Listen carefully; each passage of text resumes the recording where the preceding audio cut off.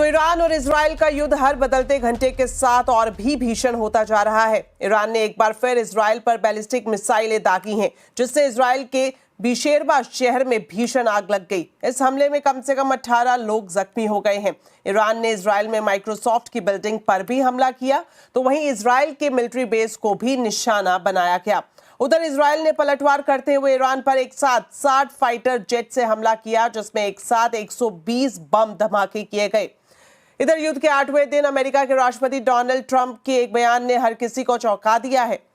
White house की तरफ से जारी बयान में दावा किया गया है कि वो युद्ध में सीधे आने के लिए अभी 2 हफ्ते का इंतजार करेंगे। हालांकि इसके बाद इजराइल ने दावा किया कि वो अकेले ही ईरान के लिए काफी है। उधर रूस ने अमेरिका को चेतावनी देते हुए कहा कि युद्ध में उसे अंजाम भुगतने के लिए तैयार रहना होगा। ईरान इजराइल वॉर के बीच रूस ने अमेरिका को सख्त चेतावनी दी है। क्रेमलिन ने साफ किया है कि ईरान में शासन परिवर्तन की बात करना भी खतरनाक है।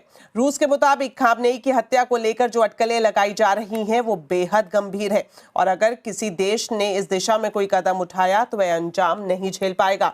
क्रेमलिन ने यह भी कहा कि ईरान में सत्ता परिवर्तन कतई मंजूर नहीं है और अगर सुप्रीम लीडर आयतुल्ला खामनेई की हत्या होती है तो ये पेंडोरा बॉक्स खोल देगा। रूस के प्रेस सचिव दिमित्री पेस्कोव ने कहा कि अगर ऐसा हुआ तो ये पूरी दुनिया के लिए बेहद खतरनाक होगा। रूस ने यह भी कहा कि अगर ईरान ने टैक्टिकल न्यूक्लियर हथियारों का इस्तेमाल किया गया तो इसका जो अंजाम है वो पूरी दुनिया के लिए तबाही के तौर पर होगा।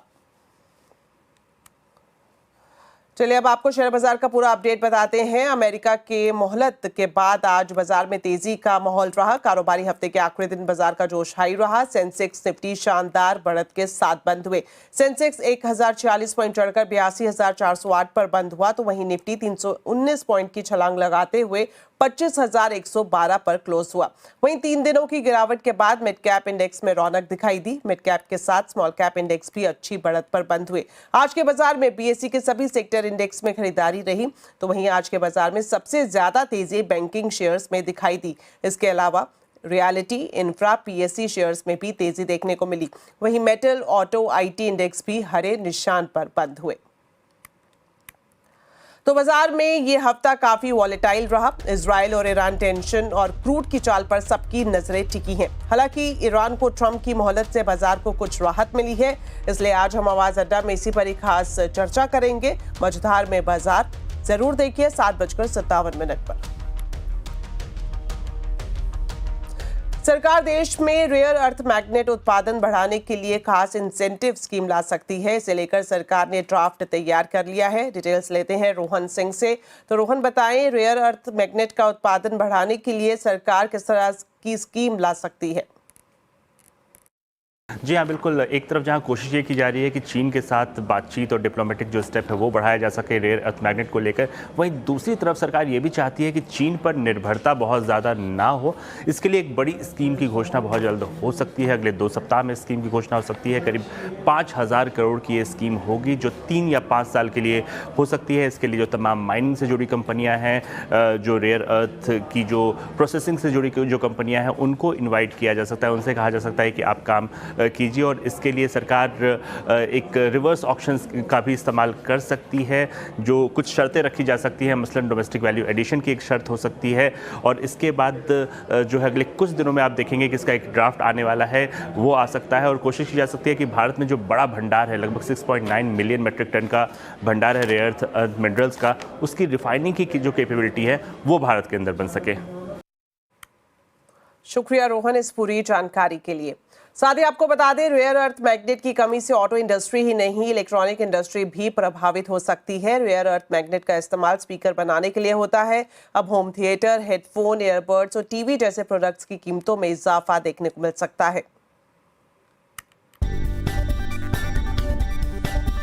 चीन के रेयर अर्थ मैग्नेट की निर्यात पर रोक लगाने के बाद ऑटो इंडस्ट्री के साथ साथ इलेक्ट्रॉनिक सेक्टर भी चिंता में है।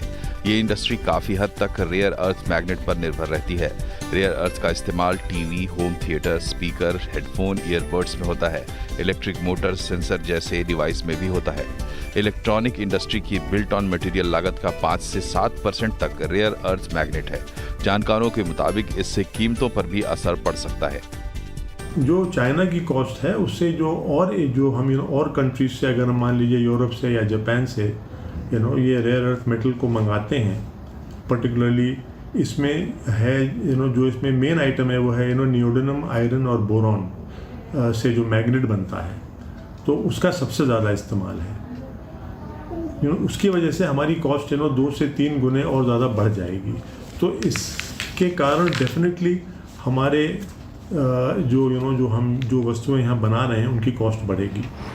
करीब 95% रेयर अर्थ मैग्नेट का आयात चीन से होता है। अभी तक चीन से मैग्नेट निर्यात करने को लेकर कोई फैसला नहीं लिया गया है। दूसरे देशों से आयात करने पर यह महंगा हो सकता है। घरेलू उत्पादन को बढ़ावा देने के लिए सरकार इंसेंटिव स्कीम लाने की तैयारी कर रही है, लेकिन उत्पादन बढ़ाने में वक्त लग सकता है। जानकार मानते हैं कि ऐसे में सरकार को दूसरे विकल्पों पर भी ध्यान देना चाहिए। हमारे हिसाब से हिंदुस्तान को आत्मनिर्भर बनना पड़ेगा in critical minerals and rare earth materials and rare earth magnets as well. इस पूरे प्रोसेस में हमारे हिसाब से रिसाइकलिंग एक अहम भूमिका निभा सकता है, जिससे हिंदुस्तान आत्मनिर्भर बन सकता है रेयर अर्थ मैग्नेट्स और रेयर अर्थ रिसाइकल मेटल्स में भी। गोइंग फॉरवर्ड, आगे बढ़ते हुए हमारे को ये इंश्योर करना है कि हम इस इंडस्ट्री को स्केल करें और इंडिया को मैग्नेट रिसाइकलिंग हब बनाए दुनिया का। रेयर अर्थ मैग्नेट की कमी के चलते ऑटो कंपनियां उत्पादन टाल रही हैं और उनके पास जुलाई तक की सप्लाई बची है। अगर मामला लंबा खिंचता है तो इलेक्ट्रॉनिक उत्पादन पर भी असर पड़ सकता है। असीम मंचंदा, दिल्ली। क्या एयर इंडिया विमान हादसे के बाद आपके मन में भी ट्रैवल को लेकर एंजाइटी आ गई है? क्या आप भी फ्लाइट टिकट बुक करने से पहले विमान का मॉडल चेक कर रहे हैं? हाल ही की घटनाओं ने एविएशन और पर्यटन दोनों को प्रभावित किया है। इसी पर ही देखिए ये स्पेशल रिपोर्ट। अब ऐसा लगता है ना कि ट्रेन से सफर करना बहुत ज्यादा सुरक्षित होगा, क्योंकि एक लाइन पे ना एक ही ट्रेन आती है। प्लेन नीचे गिरना, क्रैश होना, उसमें डेफिनेटली मरना ही है। मम्मी बोल रही थी कि लाइक तुम इंटरनेशनल ट्रैवल करोगे तो इंडियन फ्लाइट मत करना, किसी और कंट्री का करना, चाहे वैसे। तो भरोसा पूरा ही उठ चुका है। Until and unless this issue is resolved कि इतना सेफ्टी इंश्योर किया जाए, तब तक this anxiety will persist. Air India दुर्घटना के बाद लोग ट्रैवल एंजाइटी के शिकार हो रहे हैं। अब सिर्फ ये जरूरी नहीं है कि कहाँ जाना है, बल्कि किस माध्यम से जाना है, ये ज्यादा जरूरी हो गया है। लोकल सर्कल सर्वे के अनुसार 41% भारतीय हवाई यात्री अब उड़ान से पहले एयरक्राफ्ट का टाइप देख रहे हैं। 56% लोगों ने सरकार से बोइंग 7878 को जांच पूरी होने तक ग्राउंड करने की मांग की है। नई बात निकल के आई वो था एयरक्राफ्ट टाइप, कि लोग अब ये भी देख रहे हैं कि कौन से इक्विपमेंट में वो ट्रैवल करेंगे, वो एयरलाइन उस पर्टिकुलर सेक्टर पे कौन सा इक्विपमेंट चला रही है। ये 41% लोग जो हैं वो इस इंफॉर्मेशन को अब रेफर कर रहे हैं। और एक कंपैरिजन के तौर पे अगर मैं बताऊं तो 2022 में हमने ये सिमिलर डेटा पॉइंट इस पे कलेक्ट किया था, और तब ये जो इक्विपमेंट का फैक्टर है वो खाली 10% था। तो 10% से 41% का जंप काफी सिग्निफिकेंट जंप है। भारत पाकिस्तान टेंशन की वजह से उत्तर भारत में पर्यटन पहले से ही प्रभावित है। अब इजराइल ईरान विवाद के कारण मिडिल ईस्ट से हवाई मार्ग भी बंद हो गए हैं। यूरोप या अमेरिका की फ्लाइट्स की अवधि 45 मिनट से लेकर 1.5 घंटे तक बढ़ गई है। ट्रैवल इंडस्ट्री के मुताबिक ट्रैवल में करीब 30% की गिरावट आई है। इस एंजाइटी का असर एयर इंडिया के अंतर्राष्ट्रीय उड़ानों के टिकट पर पड़ा है, जो पहले के मुकाबले 30 से 70% तक सस्ती है। हालांकि ट्रैवल सेक्टर को उम्मीद है कि धीरे धीरे लोग इस ट्रैवल एंजाइटी से बाहर आ जाएंगे। रोहन सिंह, दिल्ली। चलिए बढ़ते हैं आगे और आपको बता दें, GST rate rationalisation, ITC refund जैसे मुद्दों को लेकर राजधानी दिल्ली में एक बड़ी बैठक हुई है। आज इस बैठक में वित्त मंत्री निर्मला सीतारमण ने भी हिस्सा लिया और डिटेल्स ले लेते हैं आलोक प्रियदर्शी से। तो आलोक, बताएं क्या जानकारी है आपके पास, कौन से मुद्दे रहे जिन पर चर्चा की गई इस बैठक में? बिल्कुल, देखिए जो 2 दिनों की बैठक central board of direct taxes के साथ आज खत्म हुई है, इसमें focus GST, rate rationalisation, ITC refund और खास तौर से ट्रेड फैसिलिटेशन से जो हमें सूत्रों से जानकारी मिल रही है कि वित्त मंत्री ने खास तौर से जितने भी अधिकारी है सीबीआईसी, उनको निर्देश दिया कि जो टैक्स इवेजन होता है और जो रिकवरी होती है वो गैप बहुत ज्यादा है। इस गैप को कम किया जाए, जो यानी कि लीकेज रिकवरी रेशियो है इसको बढ़ाया जाए। अभी तक जीएसटी डेटा के मुताबिक जो डाटा मिले हैं 34,000 करोड़ रुपए का टैक्स इवेजन डिटेक्ट हुआ है, लेकिन सिर्फ रिकवरी 4,000 करोड़ रुपए की हुई है। तो खासतौर से यह भी पता चला है कि मुंबई, हैदराबाद, बेंगलोर और इस जगहों पर सबसे ज्यादा टैक्स इवेजन के मामले आ रहे हैं, लिहाजा इस पर ध्यान देने को कहा है। दूसरी बात जो कही है ट्रेड फैसिलिटेशन बढ़ाने के लिए, खासतौर से कहा है कि जितने भी लैंड, सी, एयर कार्गो हैं यहां पर फास्ट क्लियरेंस किया जाए ताकि एक्सपोर्टर्स को किसी भी दिक्कत का सामना न करना पड़े। इसके अलावा जो ईज ऑफ डूइंग बिजनेस और दूसरे जो मुद्दे हैं उस पर भी वित्त मंत्री ने ध्यान देने को कहा है। तो कुल मिलाकर जो 2 दिनों की बैठक में इसमें सभी मुद्दों पर चर्चा हुई और किस तरह से फास्ट इंप्लीमेंटेशन हो चीजों की, कस्टम पर किस तरह से ईज ऑफ डूइंग बिजनेस बढ़ाई जाए, अधिकारियों के साथ जो एक तरह से जो कई सारे जो विजिलेंस के मामले चल रहे हैं उनको जल्दी जल्दी कैसे निपटाया जाए, इन तमाम मुद्दों पर 2 दिनों की बैठक के दौरान चर्चा हुई है। शुक्रिया आलोक इस पूरी जानकारी के लिए। चलिए बढ़ते हैं आगे और आपको बता दें भारत के बाद अब पाकिस्तान ने भी दोनों देशों के बीच सीज फायर कराने में अमेरिका की भूमिका को नकारा है। साथ ही ये भी दावा किया है कि पाकिस्तान की रिक्वेस्ट पर ही सऊदी अरब ने भारत से सीज फायर के लिए बात की थी। पाकिस्तान के डिप्टी पीएम और विदेश मंत्री इशाक डार ने पाकिस्तानी समाचार चैनल को दिए एक इंटरव्यू में माना कि भारत ने पाकिस्तान के 2 बड़े एयरबेस नूर खान और शोरकोट पर हमला किया था। इंडिया की कि उन्होंने 2:30 बजे फिर वही हरकत कर दी कि जी नूर खान एयरबेस पे, शोरकोट एयरबेस पे, 2 एयरपोर्ट्स पे उन्होंने फिर अटैक किए उसी रात को, 6 और 7 की दरमियानी रात को। तो वो उन्होंने जो कोशिश की तो उसके बाद बाय द वे उसके बाद विद इन 45 मिनट्स मुझे सऊदी प्रिंस फैसल साहब का फोन आया और उन्होंने मुझे वही बात की कि ब्रदर आई जस्ट अंडरस्टूड कि जी आपकी बात हुई है रूबियो से और अपना am I authorise to talk to Jaishankar also and convey के you know you are ready if they stop. I say yes brother you can. और उन्होंने मुझे वापस फोन भी किया, प्रिंस फैसल ने को 20-25 में फोन किया कि मैंने जयशंकर साहब को ये कह दिया। तो बात यह है कि अगर ये उन्होंने अपना किरदार अदा किया है और वो क्रेडिट लेते हैं, 13 दफा ले लें, 130 दफा ले लें, हमें उसको वेलकम करना चाहिए। अब आपको बताते हैं मनी कंट्रोल के एक यूनिक प्रोडक्ट के बारे में जो कि है मनी कंट्रोल सुपर प्रो। ये आपकी निवेश और ट्रेडिंग की यात्रा को एक स्मार्ट एज देगा। सुपर प्रो एक शानदार खूबी अल्फा जनरेटर के साथ लैस है। इसके तहत अम्बरीश बालिका और नरेश मिरानी समेत दिग्गज सेबी रजिस्टर्ड रिसर्च एनालिस्ट आपको लाइव ट्रेडिंग और इन्वेस्टिंग आइडियाज देंगे। तो दीजिए अपने इन्वेस्टमेंट को सुपर पावर और सब्सक्राइब करें Moneycontrol Super pro.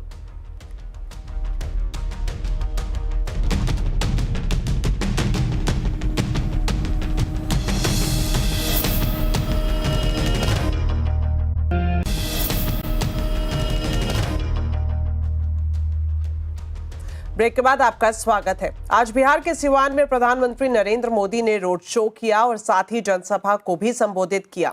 Siwan में लोगों ने फूल बरसाकर प्रधानमंत्री मोदी का स्वागत किया। जनसभा से पहले प्रधानमंत्री ने प्रधानमंत्री आवास योजना अर्बन के करीब 6600 लाभार्थियों को गृह प्रवेश पत्र सौंपा। साथ ही 500 मेगावाट की एनर्जी स्टोरेज फैसिलिटी और नमामि गंगे के प्रोजेक्ट्स का शिलान्यास किया। प्रधानमंत्री ने वैशाली देवरिया हाईवे का उद्घाटन किया और साथ ही पटना गोरखपुर वंदे भारत को भी हरी झंडी दिखाई। मेक इन इंडिया के तहत मरहोड़ा प्लांट में बने लोकोमोटिव को भी हरी झंडी दिखाई। इसके अलावा रेल, सड़क और एनर्जी के जुड़े कई प्रोजेक्ट्स के उद्घाटन और शिलान्यास हुए। बाद में एक जनसभा को संबोधित करते हुए प्रधानमंत्री ने बिहार के पिछड़ेपन के लिए आरजेडी और कांग्रेस को जिम्मेदार ठहराया और कहा कि पंजे और लालटेन के राज में बिहार को सिर्फ लूट मिली है। लालटेन और पंजे वाले कहते हैं परिवार का साथ, परिवार का विकास। हम कहते हैं सबका साथ, सबका विकास। वो कहते हैं परिवार का साथ, परिवार का विकास। इनकी राजनीति का कुल जमा निचोड़ यही है, अपने अपने परिवारों के हित के लिए ये देश के बिहार के करोड़ों परिवारों का अहित करने से भी नहीं चूकते हैं। आरजेडी और कांग्रेस बाबा साहब आंबेडकर की तस्वीर को पैरों में रखती है, जबकि मोदी बाबा साहब आंबेडकर को अपने दिल में रखता है। साथ ही इस मौके पर बिहार के मुख्यमंत्री नीतीश कुमार ने जातिगत जनगणना करवाने के लिए प्रधानमंत्री मोदी का धन्यवाद किया और कहा कि आरजेडी के राज में महिलाएं सुरक्षित नहीं थी, जबकि एनडीए ने महिलाओं को न सिर्फ सुरक्षा दी बल्कि पंचायतों में 50% आरक्षण भी दिया। यहाँ पर देखिए, लड़की भी है लड़का भी है, कितनी ज्यादा महिलाएं हैं, तो सब कितना हुआ। अब पहले कुछ महिला का काम किया था जी, और जब हम ही लोगों की सरकार आई तो हम लोगों ने महिलाओं को क्या दिया, 50% का आरक्षण 100 में ही कर दिया। जो अभी सरकार ने इन्होंने जाति आधारित गणना कराने का निर्णय लिया है, इसलिए हम नमन करते हैं कि इन्होंने जाति आधारित गणना करा दिए। आप भी हाथ जोड़ करके तो जवाब न दीजिए। 5 साल के लंबे इंतजार के बाद कैलाश मानसरोवर यात्रा फिर से शुरू हो गई है। सिक्किम के नाथुला दर्रे से पहला जत्था आज तिब्बत की सीमा में पहुंच गया है। तिब्बती सीमा में प्रवेश पर श्रद्धालुओं का स्वागत चीन सरकार के अधिकारियों और सेना के जवानों ने किया। इस जत्थे में कुल 36 श्रद्धालु शामिल हैं। ये जत्था अगले 11 दिनों तक तिब्बती क्षेत्र में यात्रा करते हुए कैलाश पर्वत और मानसरोवर झील पहुंचेगा। जत्थे में शामिल सभी यात्रियों ने सरकार का आभार जताया। जिस तरह से ग्रेजुअली एक्लेमेटाइज कराया और लगा कि जैसे हम 17 माइल में आए कि कुछ बॉडी में हो रहा है, और वहाँ पे उन्होंने एक्लेमेटाइज कराया, अच्छा खाना दिया।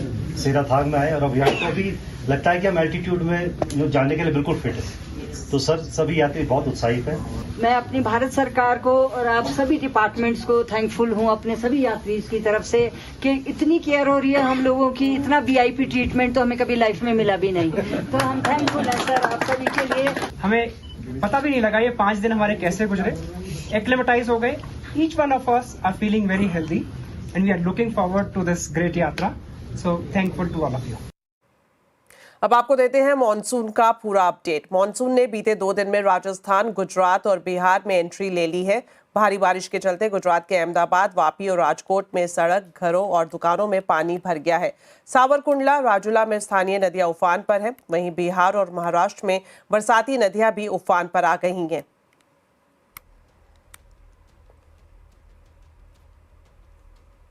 अब आपको बताते हैं आज शाम योग से जुड़े हमारे स्पेशल प्रोग्राम के बारे में। योग को अक्सर लोग बड़े अनुशासन वाला कठिन व्यायाम मानते हैं, लेकिन सच्चाई ये है कि योग को आप अपनी जीवन शैली का हिस्सा बना सकते हैं। लेकिन कैसे, जानने के लिए जरूर देखिए हमारा स्पेशल प्रोग्राम शाम को 5:57 पर।